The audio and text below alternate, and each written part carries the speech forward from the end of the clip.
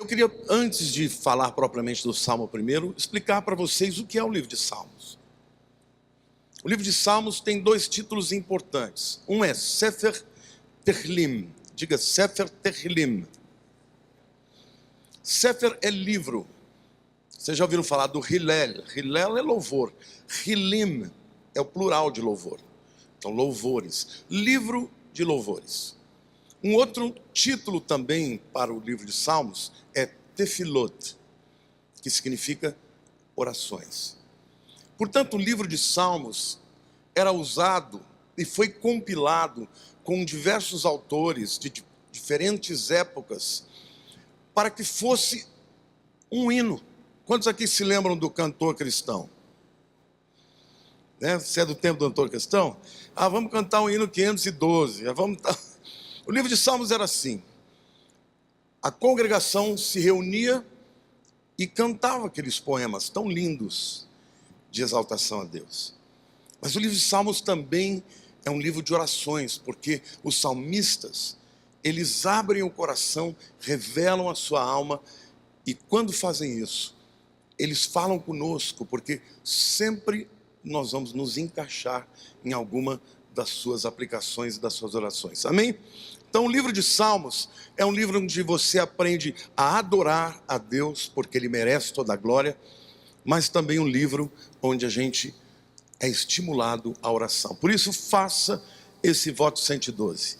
Toda a igreja junto, orando e lendo os mesmos salmos. Amém? Salmo 1 diz assim: bem-aventurado o homem que não anda no conselho dos ímpios, não se detém no caminho dos pecadores, nem se assenta na roda dos escarnecedores. Antes o seu prazer está na lei do Senhor, e na sua lei medita de dia e de noite. Ele é como árvore plantada junto a correntes de águas, que no devido tempo dá o seu fruto e cuja folhagem não murcha, e tudo quanto ele faz será bem sucedido. Os ímpios não são assim, são porém como a palha que o vento dispersa.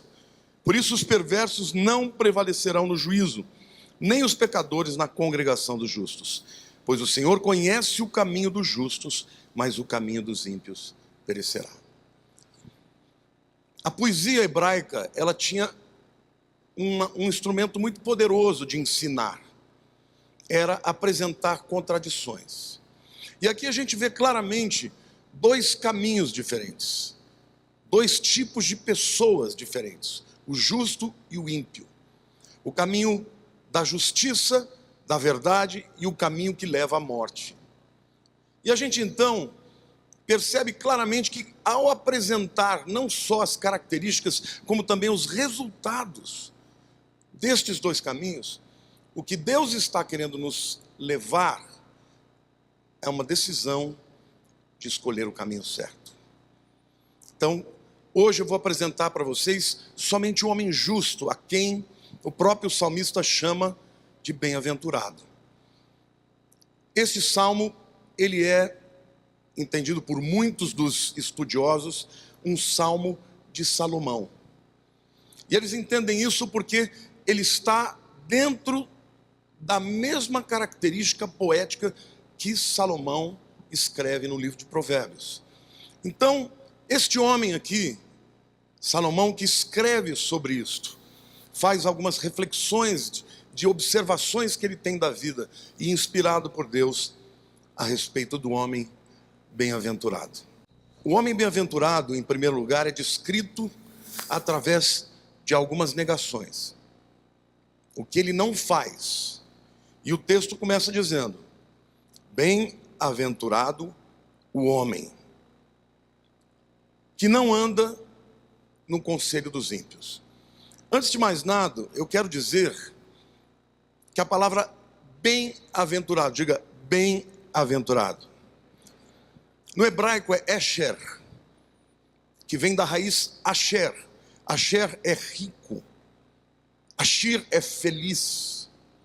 Esta palavra significa Yashar é para frente, ou de maneira reta. Você está dirigindo, em Israel, se a pessoa estiver te ajudando, ou o Waze vai falar para você, Yashar, vai adiante. Ou Yamina, esmola, e a mina para a direita, esmola para a esquerda. Mas a verdade é que a palavra bem-aventurado, portanto, significa um indivíduo que progride na sua vida. O texto diz respeito a ser guiado, a ser feito feliz e, portanto, bem-aventurado. Ele não é guiado, em primeiro lugar, pelas influências do mundo. Quando a palavra diz ele não anda no conselho dos ímpios. A palavra etza é uma palavra muito mais do que conselho. Ela fala do quê? Daquilo que norteia a sua vida, dos seus planos, dos seus princípios, da sua mentalidade. Então, aqui fala literalmente do indivíduo que vive no mundo, porém não é influenciado por ele. Você acha que a cultura influencia? Sim ou não? Mas a palavra de Deus diz que nós somos o sal da terra e a luz do mundo. O desafio de Jesus é que nós estejamos influenciando a cultura. E onde um cristão de verdade entra, ele muda o ambiente pelo seu testemunho. Infelizmente, tem muitos cristãos que só têm testemunho. Diga para a pessoa ao teu lado, você precisa dar testemunho. Não ser aculturado pelo mundo, mas ser instrumento de transformação. O homem bem-aventurado, ele vive no mundo, mas ele não é transformado por ele. Ele não cede aos apelos. Ele continua olhando para a palavra de Deus e tendo nela a sua regra de fé e prática. Ele não tenta acomodar a palavra com a modernidade. E a gente percebe que a luta da igreja é que a igreja está geralmente uns 20 anos atrás. Sempre caminhando atrás, mas cedendo aos apelos da sociedade e da cultura. Então este homem que é bem-aventurado, ele é capaz de permanecer íntegro, incólume, diante de uma sociedade que se perverte. A segunda negação que o texto fala é que ele não tem a conduta do mundo. E o texto diz, não se detém no caminho dos pecadores. Esta palavra, caminho dos pecadores, é uma expressão que diz muito respeito a negócios, por conta da maneira em que os negócios eram feitos na antiguidade. As pessoas se encontravam nas ruas, nas praças, nos caminhos e começavam a vender os seus produtos, a fazer negócios. E aqui o que o salmista está dizendo é que o homem bem-aventurado, ele não usa a metodologia do mundo. Porque hoje, irmãos, você percebe claramente que tem cristãos que são cristãos, mas agem como ímpios. São piores no negócio do que os ímpios. E eu quero dizer algo para você, o segredo de você permanecer próspero no seu negócio, não importa qual seja ele, é você andar em fidelidade, não passar a perna em ninguém, não levar vantagem sobre ninguém, é você ser íntegro, ter uma palavra só, não enganar, não roubar. Então, tem muita gente aí que é cristão e fica pedindo para Deus fazer um milagre para que a sua vida profissional prospere, mas é um ímpio na maneira de agir. Se você quer prosperar, tenha um bom nome. Bom nome vale mais do que as riquezas. Uma pessoa que age de maneira íntegra, com lisura, ela pode passar momentos difíceis, pode viver os vales da vida, mas Deus vai levantá-la, os circunstantes vão apresentá-la como alguém íntegro. Pode confiar nele, porque esse é gente boa. Se ele falou, pode acreditar. E assim o seu negócio e a sua vida vai prosperar. Amém, irmãos? Pode aplaudir se você tem desejo.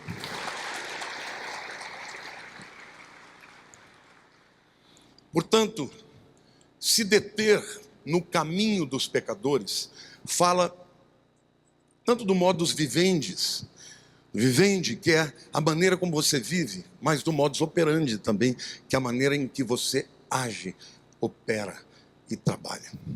O homem bem-aventurado, ele não age como os ímpios, nos seus negócios pessoais. Em terceiro lugar, ele não escolhe companhias que escarneçam de Deus. O texto diz: não se assenta na roda dos escarnecedores. Diga andar, deter-se e assentar-se. Andar, você pode andar e passar de largo. Deter-se, você já começa a ser influenciado. Agora, sentar-se significa literalmente aquecer, concordar, participar, fazer parte daquele sistema. E aqui, a Bíblia diz que há escarnecedores. Quantos de vocês conhecem alguém que riem da sua fé? Não confie nessa pessoa. Essa pessoa não é confiável. Se alguém não teme a Deus, não será fiel a nenhuma das suas relações. E até hoje existem aqueles que escarnecem da nossa fé, escarnecem da Bíblia, escarnecem da vontade de Deus. E a Bíblia está dizendo que os escarnecedores não prosperarão. Eles podem prosperar por um tempo. Aliás, esta é vamos dizer assim, a tentação do indivíduo viver no sistema desse mundo, porque ele pode nos levar a um progresso imediato, mas em algum momento este fruto será muito ruim, e ele vai, como o próprio Salmo diz, vai ser espalhado como uma palha. Então, o que ele não é? Vamos repetir. Em primeiro lugar, não é guiado pelas influências deste mundo. Ele não tem a mesma conduta, o mesmo proceder deste mundo. Ele é diferente. E ele não escolhe companhias que escarneçam de Deus e da fé. Não se junte com os escarnecedores, porque em algum momento você vai se tornar um deles. A segunda verdade que a gente vê no Salmo é que o homem bem-aventurado, ele é descrito pela sua relação com Deus. Ele diz: antes o seu prazer está na lei do Senhor, e na lei do Senhor medita de dia e de noite. Então o segredo de uma vida bem-aventurada, de uma vida próspera, que progride, é o relacionamento com Deus, principalmente através da sua palavra. A maior segurança que a gente pode ter de não ser transformado pela mentalidade do mundo é ler a palavra de Deus, estudar a palavra de Deus. Ela certamente causará impactos, produzirá arrependimento, mudança de mentalidade, metanoia, como diz a Bíblia. E é interessante que este salmo, ele tem um paralelo perfeito com o livro de Romanos 12:2, um verso que todo mundo conhece também. E não vos conformeis com esse século, mas transformai-vos pela renovação da vossa mente, para que experimenteis qual seja a boa, agradável e perfeita vontade de Deus. O salmista diz que este homem bem-aventurado, ele tem o que na lei do Senhor? Diga: prazer. Então isso significa que a vontade de Deus expressa na palavra lhe é agradável. E aqui Romanos diz: para que experimenteis qual seja a boa, perfeita e agradável vontade de Deus. No começo você obedece por obrigação, como filho obedece ao pai muitas vezes e se dá bem. Eu fui uma criança e um adolescente que eu sempre fui muito contestador. Eu não aceitava que ninguém me desse direção nenhuma. O que aconteceu? Eu quebrei muita cara na vida, bati muito a cabeça. Quem é cabeçudo aqui? Vamos lá, com coragem. Deixa eu te dizer uma coisa: tem duas maneiras de você aprender na vida. Uma é bater na cabeça, e a outra é através da mentoria. Aquele que aprende batendo a cabeça vai passar pela vida cheio de calos na cabeça. Vai ter experiências ruins que não tem necessidade de ter.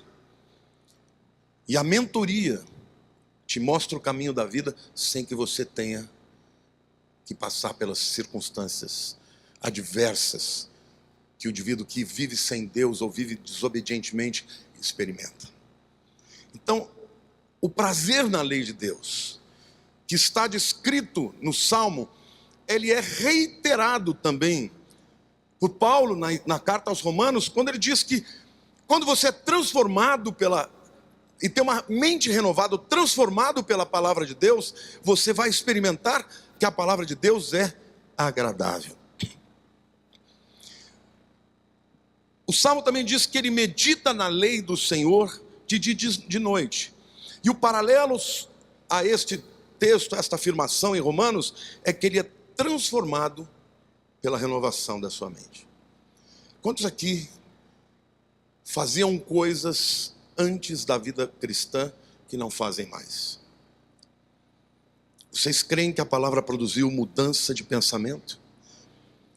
A Bíblia diz: aquele que mentia, não minta mais, mas fale a verdade a seu irmão. A palavra, ela transforma a mente. E para que isso aconteça, é necessário que você medite na palavra de dia e de noite. Não está falando aqui de você ficar ajoelhado, fazendo oração e lendo a Bíblia 24 horas por dia. A gente tem que trabalhar. Está falando que você, não importa onde você haja, nas suas decisões, nas demandas da vida, nos momentos em que você depara com algo que você fica em dúvida e pergunta a Deus, a palavra terá a resposta e a direção para a tua vida. Amém? E por último, ele é dirigido por essa lei do Senhor, que tem o paralelo: não toma forma do mundo. Quando Paulo fala, não vos conformeis, a palavra aqui no grego é morfê, forma, tomar a forma. Não está falando, eu não me conformo com este mundo. Não, não é isso. Eu não me torno parecido com ele. Eu não sou transformado por ele. Mas ele diz, mas transformai-vos pela renovação da vossa mente. E a palavra aqui agora é metamorfose. Como uma lagarta que se transforma em borboleta. Metamorfose, passa por uma transformação. Assim a palavra de Deus opera na vida de todos nós.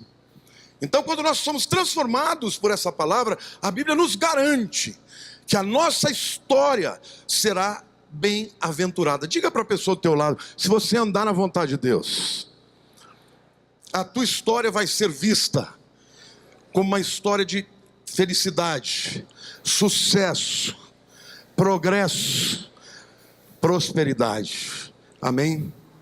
Glória a Deus. Aplauda o Senhor. Deus está prometendo isso para você.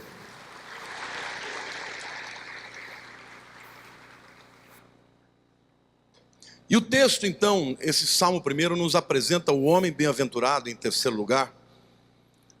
É descrito como uma árvore plena de frutos, uma árvore frutífera. Dentre as muitas habilidades de Salomão, e ele tem muitas, ele falou sobre muitas coisas inclusive científicas, muito antes do homem pensar nessas coisas, ele já falava na Bíblia. Uma das suas qualidades era a jardinagem. Olhe para a pessoa do teu lado e diga, jardinagem não é coisa de mulher. Os homens também podem mexer com isso. E Salomão construiu muitos palácios. E nos seus palácios, a tradição nos conta que ele fazia jardins irrigados por água, canais de águas. E aí ele plantava.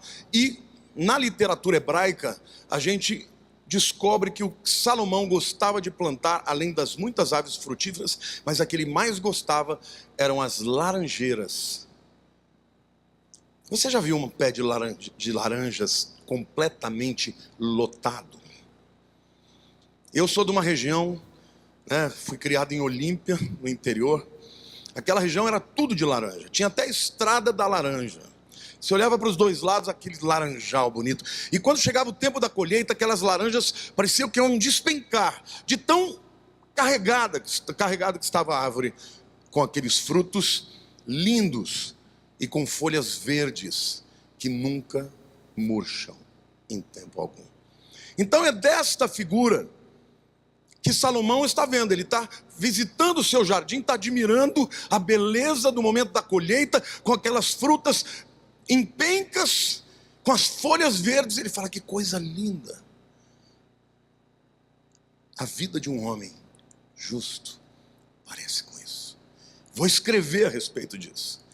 A respeito do homem justo, comparando com uma árvore plantada junto a ribeiros de água, cujo fruto vem na estação própria e vem de maneira plena, de maneira bela. Amém? Então, o contexto da ilustração é esse. Salomão plantava e esperava os frutos todos os anos. E a descrição dessa árvore frutífera, queridos, como você já está comigo imaginando um laranjal, é muito importante que você saiba que nós estamos falando da ligação, né, com Deus, do nosso relacionamento com Deus, da importância disso.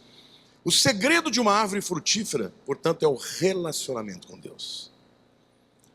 O texto diz que ele é plantado, diga plantado.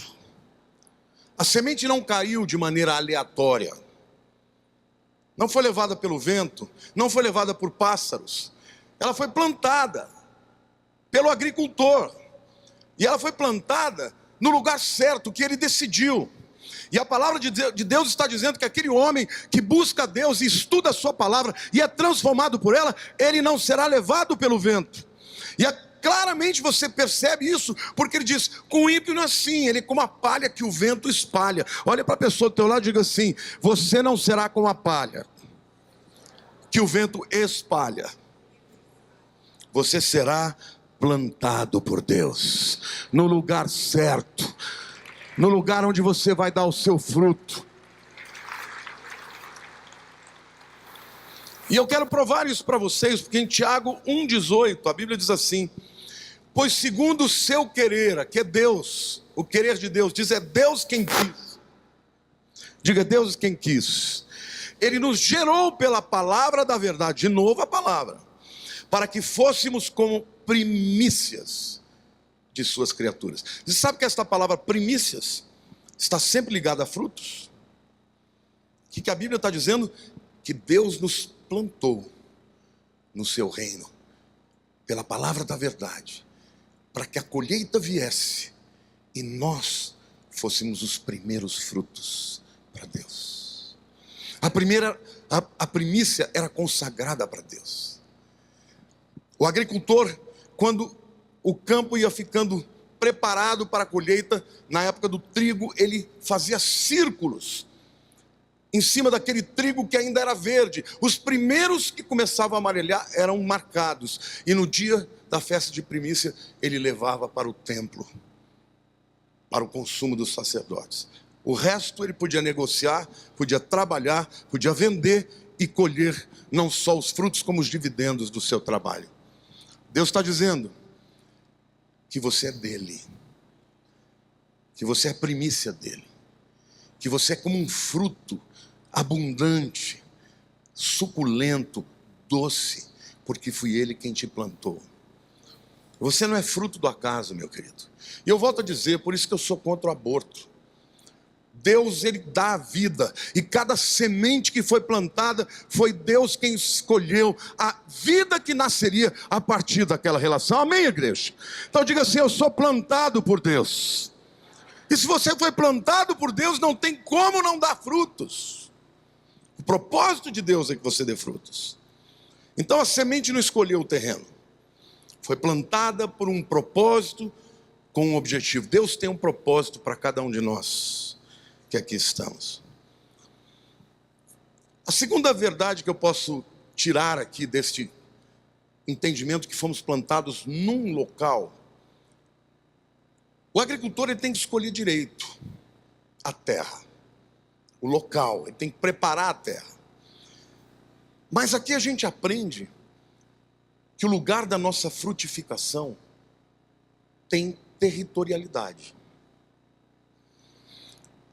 Eu vou dizer uma coisa para vocês: aqui nessa igreja eu me sinto amado. Vocês me amam? Pelo amor de Deus, senão eu vou ficar com dor na alma, eu vou precisar de cura interior. Então digam bem forte: pastor, eu te amo.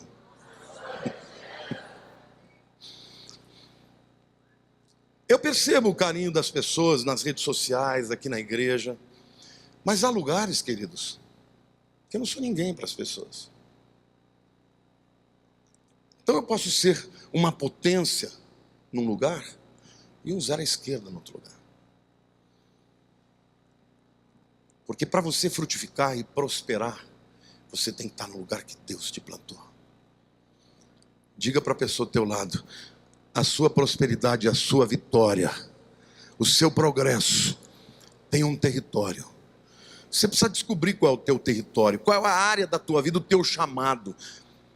Porque naquele lugar que Deus te plantar, você vai prosperar e frutificar.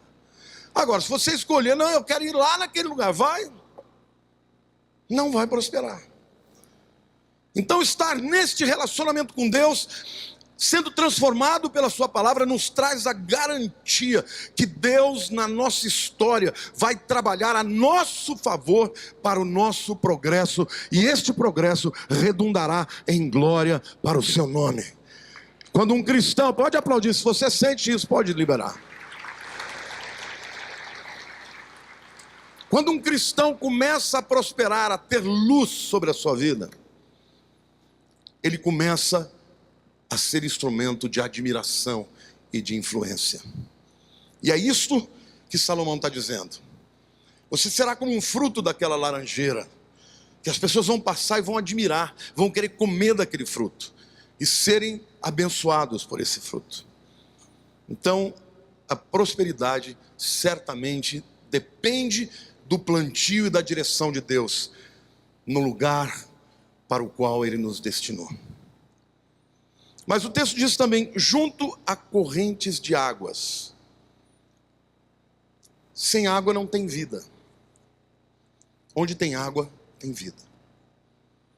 Até nos desertos mais secos, se cai uma chuvinha, existem sementes que ficam anos e anos em estado dormente, aguardando um pouco de água para poder florescer.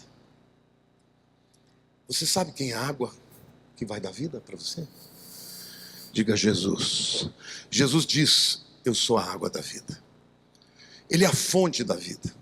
Aliás, ele disse: aqueles que crerem em mim, como as escrituras dizem, do seu interior fluirão rios de água viva.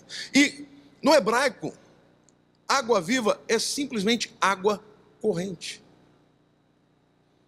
Água corrente, porque você tinha as águas dos lagos, que eram paradas, e tinha as águas das fontes, que eram correntes.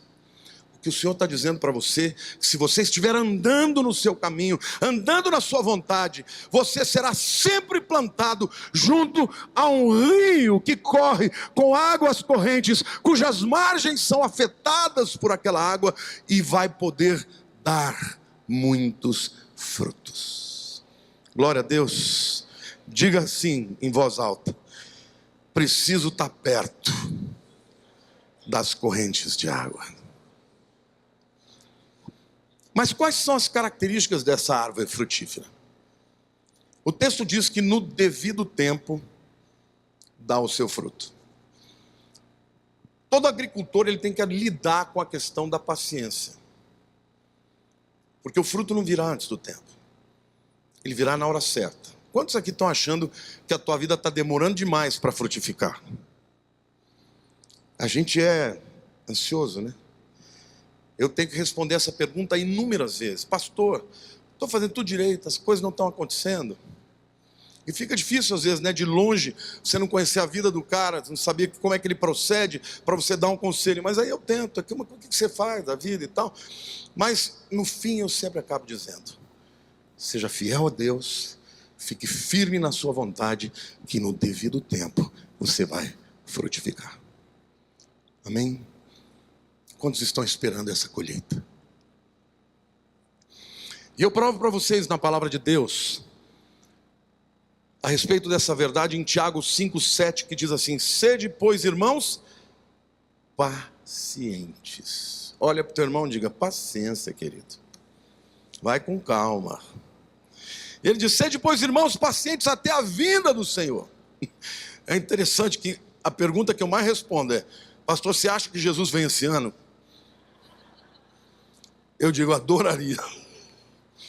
mas não tem a mínima noção, a mínima ideia. A gente fala, Maranata, vem Jesus. Mas ele vem no dia certo, irmão. Bilhete já está marcado. Você sabe que você já tem um bilhete marcado para ir com o Senhor na glória? Então, o texto diz assim: eis que o lavrador aguarda com paciência, diga, aguarda com paciência, o precioso fruto da terra, até receber as primeiras e as últimas chuvas. Esse texto fala da primeira grande colheita que aconteceu na igreja primitiva, que somos nós. Mas fala que nos últimos dias viria a chuva serôdia, as últimas chuvas que produzem os últimos frutos. Mas sabe de uma coisa, querido? Não dá para você apressar o tempo de Deus. Então descansa, senta, paciência, porque vai chegar. Olhe para a pessoa teu lado e diga assim: paciência, meu irmão. Eu me lembro de um filme que eu assisti, acho que era Temperament Management. Acho que a tradução é administrando os temperamentos, tal, com aquele Jack Nicholson, lembra disso? E o outro, não me lembro o nome do outro, engraçado, mas tinha uma cena que o camarada, uma sessão, uma terapia de um monte de gente louca. E tinha um camarada lá que gostava de bater nos outros. E quando ele ficava muito nervoso, todo mundo falava, Gus Fraba. Lembra disso? É hilário esse filme. Deus está dizendo para você: Gus Fraba, calma, não perca a fé, continue firme no Senhor. Ele te plantou, Ele te regou e Ele vai colher. Amém? Mas no devido tempo. Amém?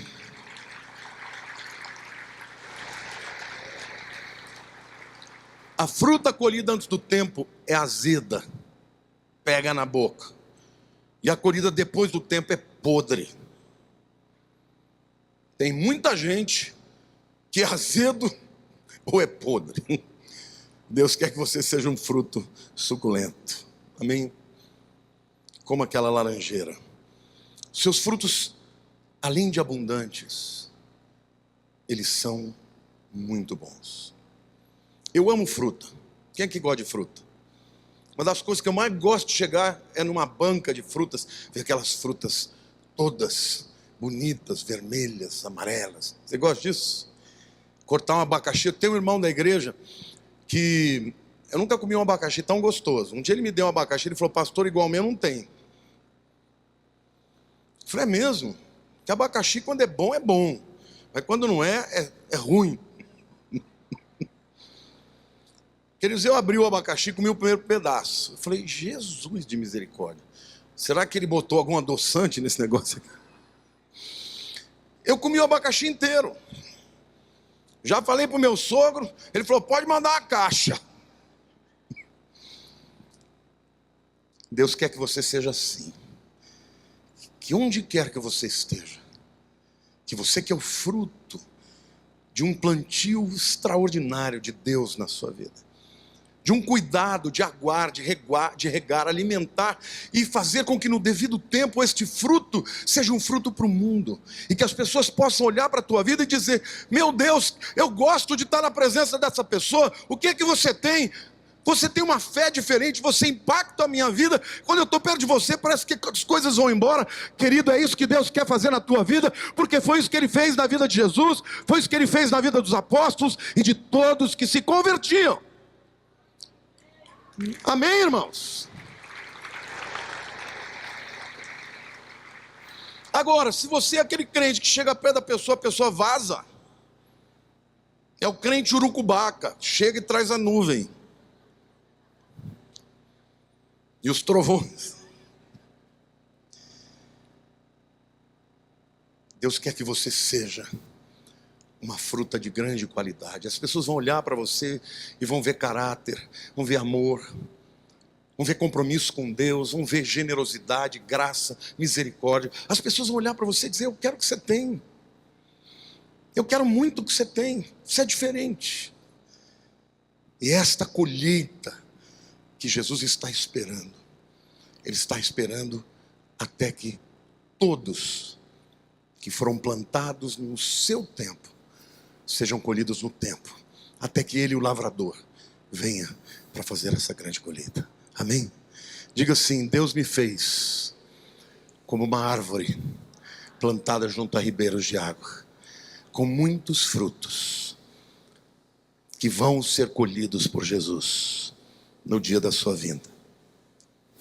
Gálatas 6, 9 e 10 diz assim: e não nos cansemos de fazer o bem, porque a seu tempo ceifaremos, colheremos. O que você faz durante o tempo que você não colhe?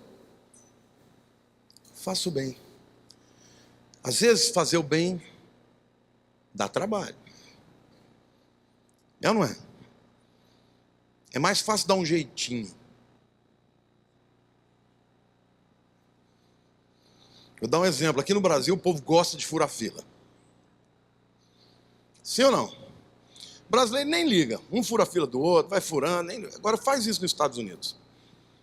Os caras te fecham, não deixam você entrar, buzinam, olham para tua cara, te denunciam. Uma sociedade, meu irmão, que prospera, não pode progredir com um jeitinho, um passando o pé no outro. Aguarde o seu tempo, que Deus vai te trazer a bênção no tempo certo. E aqui, certamente, Paulo está dizendo: nós temos que, enquanto o Senhor não vem nos buscar, não nos cansar de fazer o bem. Diga assim: ser cristão é ser diferente. Por isso, enquanto tivermos oportunidade, façamos o bem a todos, mas principalmente aos da família da fé. Eu tive uma conversa com a Érica, né, porque nós fomos para lá para guardar o Baby John nascer. E ele vai ser tranquilo, viu, irmãos? Porque estava marcado dia 9, ele veio no dia 17. Isso com 41 semanas, porque a médica falou: eu vou fazer uma indução aí. Graças a Deus foi parto normal, mas esse menino não desce. Ele não quer sair daí. Então ela estava muito barriguda, não conseguia dormir. Eu, como sou notívago, eu ficava de madrugada conversando com ela. Nós tivemos uma conversa que me impactou muito. Ela falou: pai, eu decidi uma coisa na minha vida, que eu quero seguir a Jesus e fazer a vontade dele a qualquer preço. Se uma pessoa pecar contra mim, se eu perceber que ela tem algo contra mim, eu vou buscá-la até que Deus transforme a vida dela. E ela começou a falar daquilo que Deus estava falando com ela. Eu pensei: Senhor, eu não sou tão crente assim não. Mas eu quero ser desse jeito. Eu ando a 2ª milha, a 3ª. Mas, Senhor, será que eu vou andar até a 7ª? Não cansemos de fazer o bem. Eu queria que você olhasse para a pessoa do teu lado e diga: Jesus te ama. Diga assim: eu quero te ajudar e ser ajudado por você, para ser uma pessoa melhor. Porque, queridos, as pessoas que nos amam são aquelas que nos transformam. Se você for uma pessoa acusadora, que está sempre apontando o dedo para os outros, o resultado não vai ser bom. Porque ninguém muda por medo. O medo mantém as pessoas debaixo de uma rédea por um tempo. Mas o amor, ele é constrangedor, é para a vida inteira.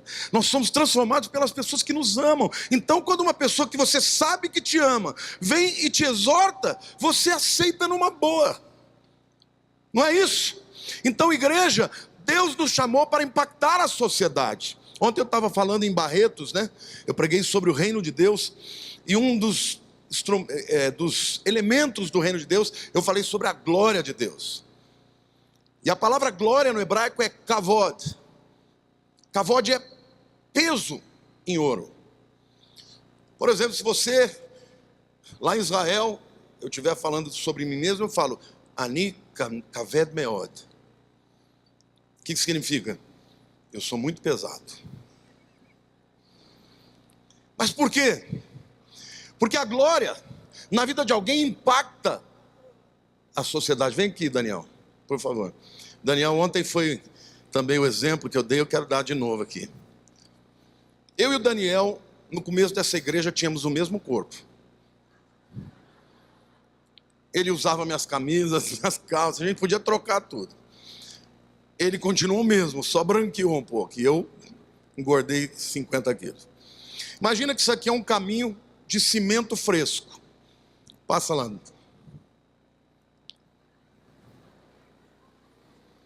Depois que o Daniel passar, vai ficar uns pezinhos de galinha assim.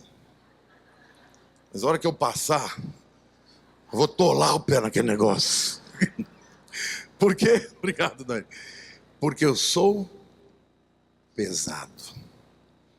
A glória de Deus na sua vida vai marcar o território onde você pisar.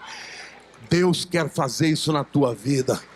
Você vai marcar a vida das pessoas, vai marcar o local do seu trabalho, vai marcar o local da sua vizinhança. Por quê? Porque Deus tem esse propósito para que nós sejamos os frutos que atrairão as multidões, que serão transformadas e introduzidas no reino de Deus. Amém?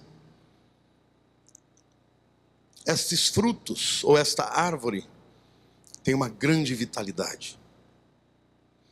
O texto diz que as folhas não murcham. O fruto é colhido da laranjeira, as folhas continuam. Depois vem a florada, né? Aquelas florezinhas cheirosas. E depois vem os frutos, mas as folhas permanecem. E o homem de Deus é próspero desta maneira. José, lá no Egito, debaixo de condições extremamente adversas. Gênesis 39, 2-5 e 33 diz o seguinte: o Senhor era com José, que veio a ser homem, diga lá, próspero, e estava na casa do seu senhor egípcio.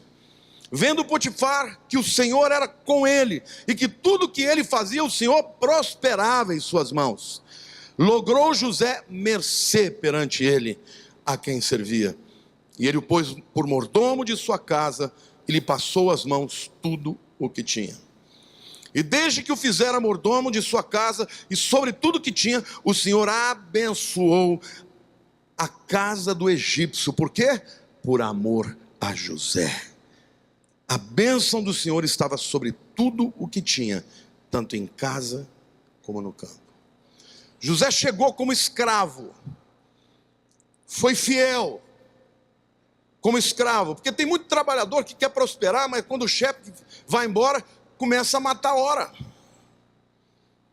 Quando eu chego e pego um funcionário meu na internet, falando no Facebook, eu quero morrer. Não é hora de você fazer isso. Você está com tempo vago, vai estudar, vai orar, vai buscar alguém para falar de Jesus. Agora, ficar matando tempo e achar que vai prosperar, meu irmão, não vai. O homem que anda na vontade de Deus, que sabe que não pode roubar o horário pelo qual ele está ganhando, esse homem pode demorar, ele não precisa fazer lobby, ele não precisa puxar o tapete de ninguém. O seu trabalho vai aparecer e ele vai prosperar, e Deus vai levantar a sua vida, ele vai mudar o seu patamar. José, quando foi observado por Potifar, se tornou um mordomo, e Potifar deu tudo que tinha. José, você vai trabalhar, vai administrar minha casa. Vocês conhecem a história, o final disso é que ele acabou sendo o governador de toda a nação poderosa do Egito. Diga assim: o homem que anda na vontade de Deus é bem-aventurado. Pode demorar, mas o seu trabalho vai prosperar. E o versículo 23 do capítulo 39 diz assim: e nenhum cuidado tinha o carcereiro de todas as coisas que estavam na mão de José, porquanto o Senhor era com ele, e tudo que ele fazia, o Senhor prosperava. Queridos, há momentos de adversidade na vida. José foi traído, mentiram sobre ele, ele acabou na cadeia. Mas o homem de Deus, até na cadeia, ele se levanta, porque Deus é com ele. Se você passar por alguma adversidade, lembre-se, isso não está acontecendo porque Deus não te ama. Isso está acontecendo porque a vida nos traz estes pesares. Faz parte da vida você viver em momentos difíceis. Mas garantia que Deus nos dá é que Deus será conosco. E mesmo naquele momento difícil, a tua vida vai prosperar. Eu quero declarar sobre você que o tempo do calabouço está acabando. Que o tempo da dificuldade está acabando, porque Deus tem algo novo para a sua vida. Amém? Este homem, plantado junto a ribeiros de água, tem vitalidade, suporta qualquer intempérie. Enfermidades, acidentes, tempos difíceis, perdas, traições, falhas por causa da desonestidade de alguém para com você, tudo isso pode acontecer. E muitas vezes acontece.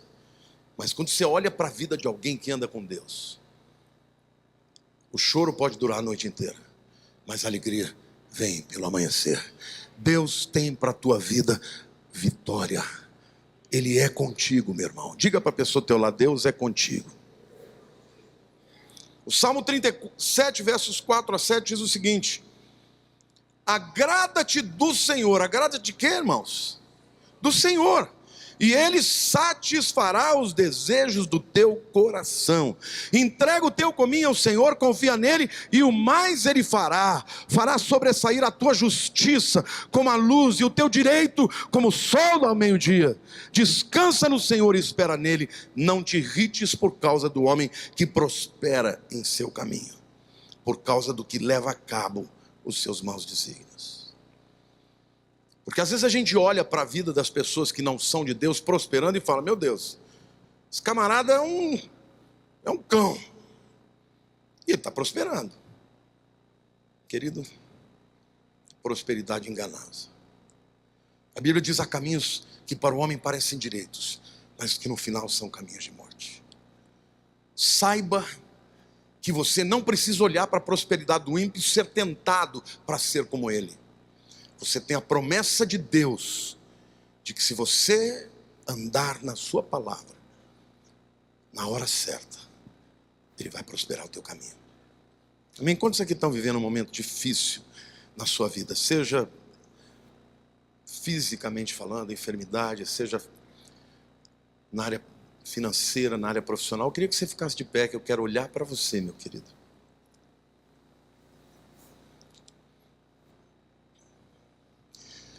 Você já entregaram a vida para Jesus? Paciência. Deus vai cuidar da sua vida. Vai chegar uma hora que o choro vai se reverter em alegria e lágrimas e júbilo. Amém? Fique firme, porque não tem melhor hora de você dar um testemunho do que na hora da prova. Deus vai cuidar de você, Ele já está cuidando. E um dia você vai estar aqui dizendo: aquela palavra mudou a minha vida e hoje eu quero dar o meu testemunho. Deus cumpriu a sua promessa na minha vida. Você que está me vendo na TV, pode sentar. Esta palavra é para você também. Agrada-te do Senhor e Ele satisfará os desejos do teu coração. Filipenses 4, de 4 a 7 diz: alegrai-vos sempre no Senhor. Outra vez vos digo, alegrai-vos. Seja a vossa moderação conhecida de todos os homens. Perto está o Senhor. Onde Ele está, irmãos? Perto está o Senhor. Não andeis ansiosos de coisa alguma. Em tudo, porém, sejam conhecidas diante de Deus as vossas petições, pela oração e pela súplica, com ações de graça. E a paz de Deus, que excede todo entendimento, guardará o vosso coração e a vossa mente em Cristo Jesus. Você já sentiu algum momento na tua vida uma paz que você começa a achar que você está sendo irresponsável? Não é possível que eu estou em paz passando por isso. Deixa eu me beliscar. A paz de Deus guardará os vossos corações e as vossas mentes em Cristo Jesus. A vitalidade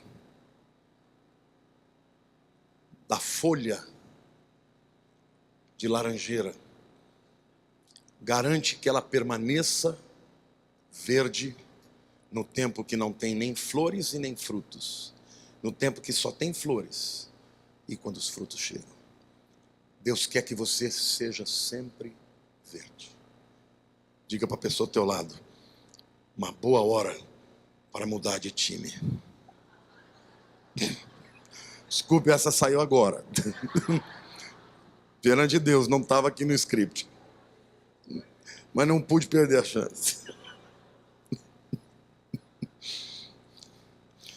Cadê os palmeirenses aí? Cadê os corintianos? Tem uma inveja desse negócio. Oh, Jesus. Meu netinho mandou um vídeo para mim jogando Palmeiras e Corinthians. Falou: vovô, o Corinthians ganhou de 12-8, eu fiz 10 gols. Moleque de 5 anos já está tirando pelo na minha cara, só. Aí eu mandei outro vídeo para ele, falei: não, filho, eu te amo tanto que eu até fico feliz. Você está jogando no Corinthians? Se um dia você jogar no Corinthians, eu vou ser corintiano. Aí ele ficou todo feliz. Mas Deus quer que você sempre seja verde. E a Bíblia diz... Não, agora eu estou falando sério.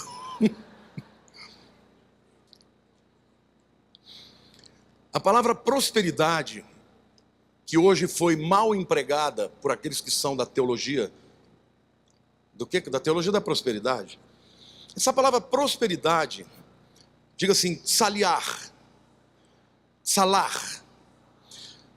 A palavra prosperidade foi cunhada pela primeira vez quando Abraão chamou o seu servo e disse assim: olha, meu filho Isaac já está na hora de casar, eu quero que você saia daqui e vá até a terra dos meus parentes para trazer uma esposa para minha mulher, para o meu filho. E aí aquele servo então pediu que Abraão orasse por ele, para que Deus fizesse prosperar o seu propósito. A palavra prosperidade, portanto, não significa necessariamente riqueza. Significa o propósito para o qual aquele elemento existe seja cumprido.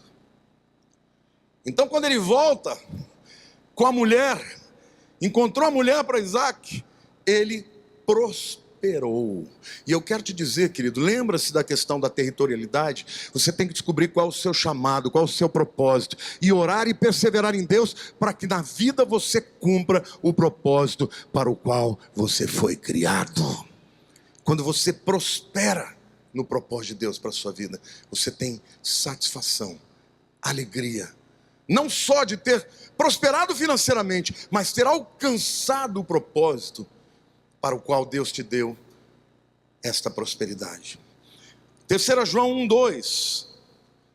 Aqui o apóstolo João dizendo ao seu filho amado, né, na fé: amado, acima de tudo, diga acima de tudo, faço votos por tua prosperidade e saúde, assim como é próspera a tua alma. João está dizendo: olha, eu que sou apóstolo de Jesus, que andei com Jesus, eu desejo algo que eu sei que Ele deseja: que você prospere. Mas para você prosperar efetivamente, você tem que ter saúde e uma alma próspera. Diga assim, uma mentalidade deprimida. Diga uma pessoa com autoimagem baixa, que não entende o propósito de Deus para a sua vida, não prospera. Você tem que acreditar que Deus te fez uma pessoa valorosa, importante, e que Ele tem algo muito grande, muito especial para a tua vida. E aí você vai prosperar. 1 Coríntios 15:58 diz assim: portanto, meus amados irmãos, sede firmes, inabaláveis e sempre abundantes na obra do Senhor, sabendo que no Senhor o vosso trabalho não é vão. A promessa de Deus está te dizendo: se você estiver na sua obra, fazendo a sua vontade, o teu trabalho não vai ser em vão. Olha para a pessoa do teu lado e diga: você vai plantar e vai colher.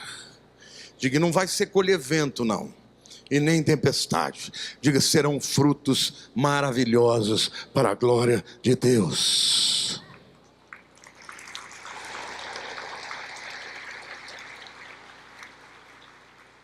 E esta árvore frutífera, a sua glória, a sua beleza, o seu fulgor, a sua refulgência, não desvanecerá. A gente pode envelhecer no corpo, e eu sinto os sinais do envelhecimento. Mas a minha alma é muito mais próspera hoje do que era há 20 anos atrás. Cada vez mais que eu ando e caminho para a vontade de Deus, para encontrar o meu Senhor, mas eu quero viver para a sua glória. Todo dia eu oro: Senhor, eu quero fazer tua vontade. Eu quero te agradar. Me ajuda. E isso passa, meu querido, para deixar o Espírito Santo falar com você, te exortar, transformar a tua vida, suas atitudes, o teu coração. Deus quer, assim como a gente que é pai, a gente fica orgulhoso do filho, né? Aquele dia que a Erika teve aquela conversa comigo, eu fui dormir e falei: Deus, que mulher maravilhosa. Ela se tornou. Fiquei orgulhoso dela. Deus quer se orgulhar de você. Para isso, neste tempo de tanta apostasia, o segredo de uma vida relevante, que é instrumento de transformação, é ficar firme com o Senhor.